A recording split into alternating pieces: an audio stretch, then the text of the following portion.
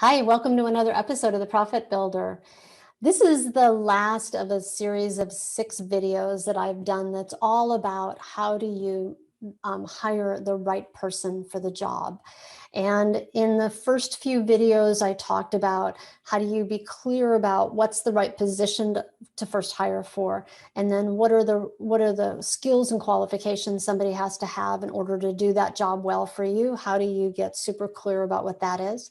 And in the third video, I talked about how do you not waste time interviewing the wrong person and have a good screening process in place. And then the next video, I talked about how do you have a good interview process and good set of practices around interviewing candidates so that when you're finished interviewing, you're really clear about whether or not that person's a right fit for the job in your company. And in that video, we also talked about the fact that a lot of times positions in one company or another can have the same title, but have completely different responsibilities. And the importance of having a good screening process in the interview process, a good set of questions, and how critical that is. Next video that I did, the 5th one, was about how do you evaluate candidates one against the other and how to have a process around that. And I shared with you an example of that. In this video, I want to just talk about, all right, so you've decided that you're going to hire that person. Do you just hire them or do you check references? The thing to understand is that, and we all can appreciate this, people can put anything on a piece of paper on a resume or an application. But the question is, does that person actually have the experience and the knowledge and the background and that they say that they do? And have they told the truth about those things? And that's why you want to check references. And I'm going to say specifically in all of your senior positions. If this person is a manager, you absolutely should check references. If this is a position where you require somebody to have a degree, you absolutely should check references. You should check their education. You should, if there's somebody in your finance department, you should do a background check. So let me just talk about each one of those different kind of checks or reference checks individually.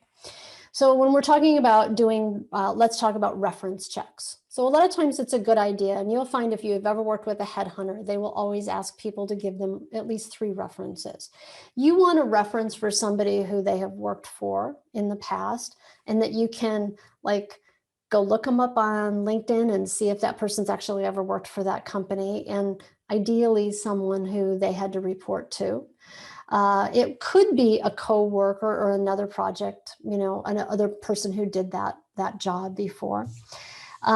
Then you want to also maybe ask for references, like if it was a controller, a CPA might be a good reference to let you get a sense of what kind of shape the books got reported in when it went to the CPA for taxes, that kind of stuff. So get at least 3 references and call those references and have some questions that you're going to ask them ahead of time before you do that. You have to understand, obviously, and we all know this, there's a certain limitation to what you can ask people, but what you're trying to identify in that process of talking to references is to get a sense of somebody's practices, their rigor, their discipline, their character. Did they how did they do it about delivering, following through on promises and agreements? What was your relationship with them? What's the good news and the bad news about them? We all have good news and bad news about us, right? It's very interesting the things that people will tell you and references will tell you when you ask that question. I had a controller once who the owner called his previous employer, and the reference said, when he said what was the good news and the bad news, he said, well, she has a tendency to show up late a lot of times, and she always has an excuse about it. She does great work, but she's kind of she's a little unreliable in that way. And he kind of skimmed over it, and sure enough, that behavior showed up in her next job. So So you want to, like, it'll reveal something about people's character and about their habits. So it's a good practice. So first of all, checking references, I recommend 3. Background, checking employment. And I'll talk about background checks in a second, but checking employment, previous employment. Check if they ever actually worked at those jobs. Now, an employer can only give you hire and end date, start date, end date. And I don't think they can even do salary range anymore. I think that got eliminated a couple years ago. Maybe not in every state. So you'll have to kind of check with the regulations in your state. But you want to find out, did they actually work there before? Anybody can make that phone call, right? It doesn't have to be, you, the manager, owner of the company, but you could have anyone call and check those. The third thing is that you want to do a background check if it's somebody who has any kind of fiduciary responsibility in your company. In other words, they have some control over your money and your finances. In that case, you want to do a credit check, you want to do a criminal background check, and you want to do an education check, again, depending on the level of the position. My experience has told me that whenever that hasn't happened, or we couldn't get good information around somebody, I've seen companies get embezzled from people who lied about those things and then had a story around them, and the owner ignored it, and then that person stole from them.